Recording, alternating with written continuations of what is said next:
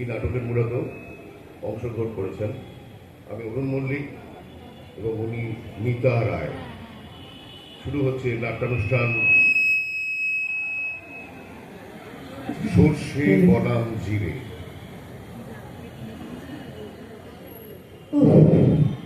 বেলা 10টা বেজে গেল, ইনি গেছেন তো গেছেনই। 2 ঘন্টা হলো বেরিয়েছে। নির্ঘাত কোনো বন্ধুর সঙ্গে দেখা হয়েছে। এ কি রে বাবা, বাজারে যাবে, মাছ কিনবে, চলে আসবে, এত দেরি কি আছে? আমি এদিকে সব রেডি করে বসে আছি, আর উনি হ্যাঁ, আমি ওই বিকেলেই তোমাকে ফোন করব। এই যে এসেছেন।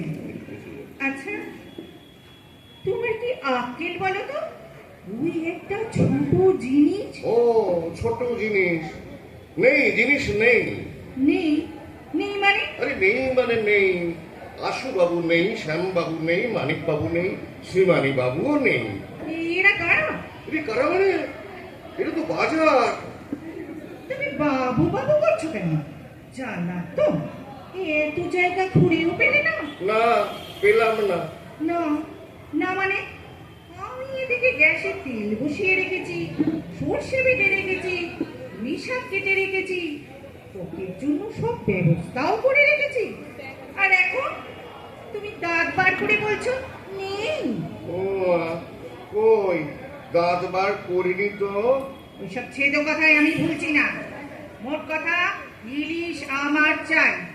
আচ্ছা আচ্ছা আচ্ছা, বলছি তাহলে ওই ইলিশ না খেলে কি হয় গো? কি? না মানে ওই ওই যে তুমি যে ইলিশ ইলিশ করে উন্মাদ হয়ে যাচ্ছ, বলি ইলিশ না খেলে কি হয় গো? তোমার মতো গঙ্গারাম হয় গো। আহ, না খেলে মানে? হিন্দুদের বাড়ি, সবাই আজ ইলিশ খেতে আসবে এখানে। শুধু ইলিশ দিয়েই ভাত খাবে তারা। তেল দিয়ে, ভাজা দিয়ে, কাটা মুড়ো দিয়ে, ভাপা দিয়ে, টক দিয়ে। আহ, এখন কি হবে? হ্যাঁ? কি আর হবে, কি আর হবে? ওই তোমার হ্যাপা তুমি সামলাও। আমার ব্যাপার? তারা তো কি আমার? আমি তো ইলিশ মাছের গন্ধ সহ্যই করতে পারি না গো। জানি জানি। বোন, জামাই ষষ্ঠীর দিন ভাতের থালায় বমি করে দিয়েছিলে। তা কি করবো? চারদিকে যে ইলিশ মাছের গন্ধ, মনে হচ্ছিল যেন মাছের আর হতে বসে আছে। ছি ছি ছি ছি ছি ছি, নতুন শ্বশুর বাড়িকে তোমার মাছের আড়ত বলে মনে হচ্ছিল? বলিহারি বাবা, তোমার বাবা ফুলসজ্জার তত্ত্বে বড় ইলিশ মাছ দিতে বলেছিলেন, তখন গন্ধ লাগেনি। শোনো, তোমাদের ওই গুলেই ভালো, বুঝেছ?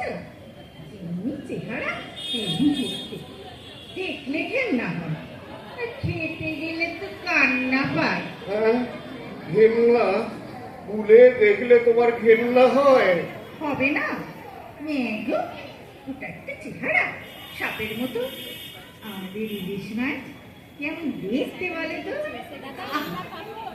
ঝকঝকে, যেন রিপোর্ট তৈরি, দেখলে চোখ জুড়িয়ে যায়। এখন কি হবে বলো? এখন কি হবে? ওরা তো এলো বলে। এই শোনো, তুমি একটা কাজ করো, আগে ভাগে ফোন করে বলে দাও যে বলো আজ হবে না। হবে না কেন? ওরা কি ভিখিরি নাকি? আজ হবে না? কি কথা ছিলি? এই, তুমি একদম বাজে কথা বলবে না। না, আমি বাজে কথা বলছি না। ইলিশ নিয়ে তুমি আর আমায় একটা কথাও বলবে না। বাহ, কথা বলবো না? এমনি এমনি ছাড়বো নাকি?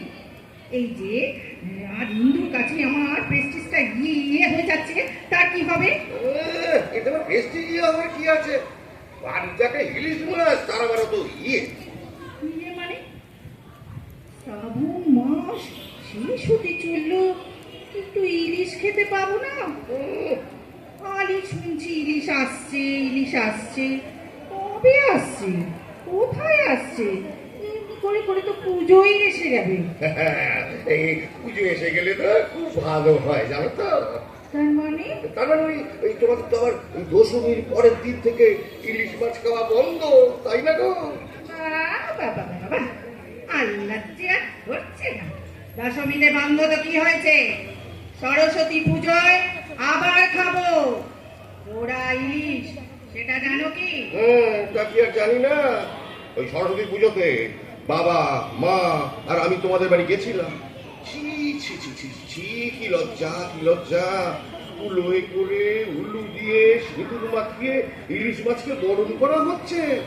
বাবা মায়ের সামনে আমার তো অপ্রস্তুত লাগছে। আমাদের ওই রকমই নিয়ম। এ আবার কেমন নিয়ম রে বাবা? আমরা তো জনম্বর ওই দিনটা নিরামিষই খেলাম। আমরাও জনমভর ওই দিনটাতে জোড়া ইলিশ খেয়েছি। সেই জন্যই তো সরস্বতী পুজোর দিন আমি তোমাদের বাড়ি থাকতাম না। আর তোমার গন্ধ লাগবে বলে তোমাদের বাড়িতে তো ইলিশই আসতো না।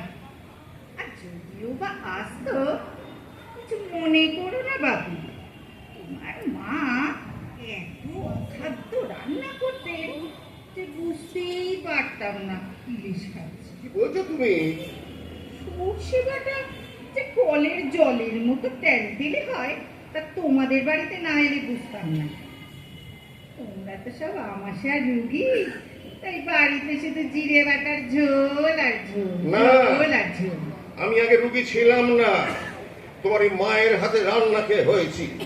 বাপরে বাপ, এত সর্ষে বাটা কেউ খায়? হ্যাঁ, যত তেল তত কাঁচা লঙ্কা, আবার তত সর্ষে বাটা। জীবনটা আমার জেরবার হয়ে গেল। বাপরে বাপ, এত নোংরা। হ্যাঁ, হ্যাঁ, ওই ইলিশ মাছের জন্য না সবারই নোলা হয়। তুমি কি করে বুঝতে বলো? ইলিশ মাছ তো খাওই না।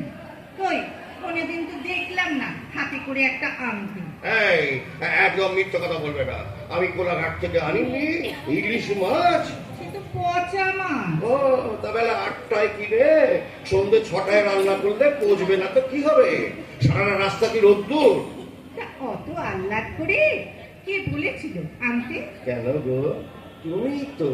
তুমি তো দিব্যি দিয়েছিলে কোলাঘাটের ইলিশ না আনলে তুমি গলায় ইয়ে দেবে। তারপর না আনলে যদি আমার হাতে ইয়ে পড়তাম। বেশ হতো, বেশ হতো। কি হলো এনে? কড়াই দেওয়া মাত্র সব একদম গুড়িয়ে গেল। তখন যে আমার কি আনন্দ হয়েছিল না। কি?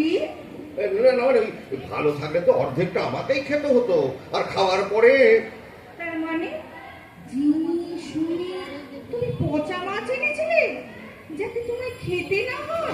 না না না না না, তুমি ঠিক বুঝতে পারছো না। খুব পাচ্ছি, এত বড় শয়তানি। ঠিক আছে, আমিও প্রতিজ্ঞা করছি, 1 সপ্তাহের মধ্যে যদি আমি একটা বড় ইলিশের অর্ধেকটা তোমায় না খাওয়াতে পারি, তো আমার নামই আগে ভাগে দিব্যি করো না। মাছ তো তুমি নাও পেতে পারো। পাবো, ইলিশ আমি পাবোই পাবো। কেউ আটকাতে পারবে না। আমি মুখ্যমন্ত্রীর কাছে যাবো, জিজ্ঞেস করবো, কই ইলিশ মাছ কই? কি বলছো তুমি?